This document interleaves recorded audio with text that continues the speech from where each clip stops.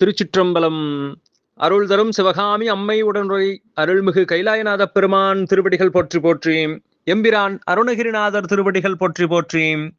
கந்தர் அலங்காரத்தினுடைய 45வது பாடல் நம்முடைய சிந்தனைக்கு. ஒரு பூதரும் அறியா தனி வீட்டில் உரை உணர்வு அற்று இரு பூத வீட்டில் இராமல் என்றான்.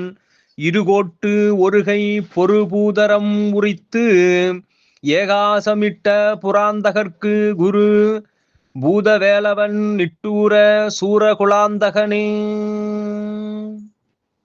ஒரு பூதரும் அறியா தனி வீட்டில், ஒருவரும் அறியாத உயர்ந்த தனி வீடாகிய வீடு பேறு என்கின்ற அந்த இடத்திலே உரை உணர்வு அற்று இரு.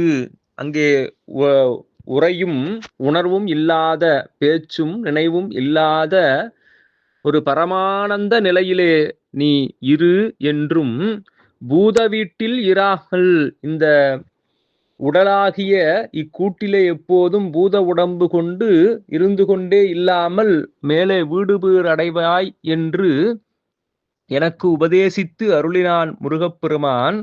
அவன் யார் என்று சொன்னால், இருகோட்டு ஒருகை பொறுபூதரம் உரித்து, அங்கே 2 கொம்புகளையும் ஒரு பெரிய துதிக்கையும் உடைய யானையினுடைய தோலை உரித்து போர்த்த சிவபெருமான், ஏகாசமிட்ட புராந்தகர்க்கு குரு, முப்புரங்களை எரித்தவராகிய சிவபெருமானுக்கு குருநாதனாக இருந்து பிரணவத்தை உபதேசித்த முருகப்பெருமான் பூத வேலவன் நிட்டூர சூரகுலாந்தகனே.